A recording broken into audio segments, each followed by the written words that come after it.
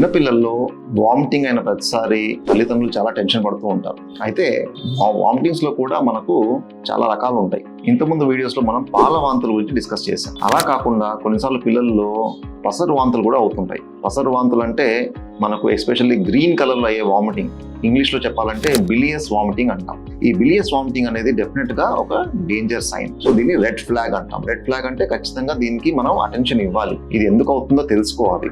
ఎందుకంటే green vomiting అయినప్పుడు ఏదో ఒక మేజర్ కారణం దాగి ఉండొచ్చు బాడీలో అనేది మన అనుమానం. నేను doctor J Srinivas Kishore, me paediatric surgeon and paediatric urologist.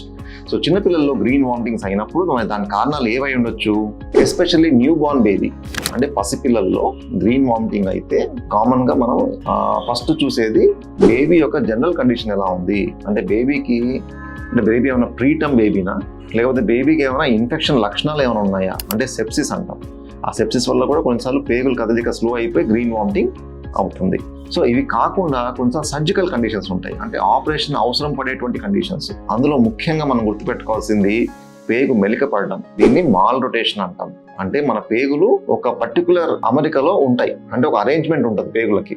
ఈ అరేంజ్మెంట్ కొన్నిసార్లు పుట్టుకతో సరిగా ఉండదు. సో దీన్ని మనం మాల్ రొటేషన్ అంటాం. ఇలా మాల్ రొటేషన్ ఉన్నప్పుడు పేగులు మెలికపడిపోయి మనకు గ్రీన్ వామిటింగ్ వచ్చే అవకాశం ఉంది. రెండవది పేగు సరిగా ఏర్పడకపోవడం, అంటే అట్రీసియా అంటాం. అట్రీసియా అంటే పేగు అనేది ఒక ట్యూబ్ లాంటి స్ట్రక్చర్, అది సరిగా ఏర్పడలేదు అనుకోండి, దాన్ని అట్రీసియా అంటాం.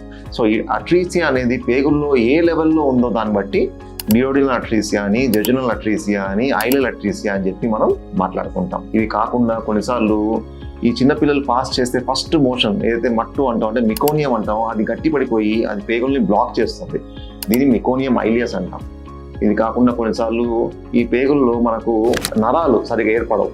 ఆ నరాలు ఏర్పడకపోయినా పేగులు పనిచేయక మనకు గ్రీన్ వామిటింగ్ అనేది అవుతుంది. సో ఇవి కాకుండా కొన్నిసార్లు కంతులు, గడ్డలు ఏమైనా ఉంటే ఆ పేగుల మీద ఒత్తిడి క్రియేట్ చేసి పేగుల్ని బ్లాక్ చేస్తూ ఉంటాయి.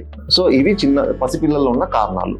కొద్ది పెద్ద పిల్లల్లో కడుపుకు సంబంధించిన ఏ ఇన్ఫెక్షన్ అయినా, సపోజ్ సింపుల్ వచ్చేసి అపెండిసైటిస్, అందులో కూడా గ్రీన్ వామిటింగ్ ఉండొచ్చు.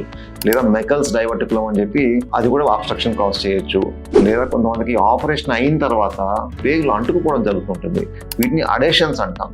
సో ఆపరేషన్ అయిన పిల్లలకి గ్రీన్ వామిటింగ్ అవుతుంది అనుకోండి, పేగులు అంటుకుపోయాయని తెలుసుకొని నియరెస్ట్ డాక్టర్కి చూయించుకోవాలి.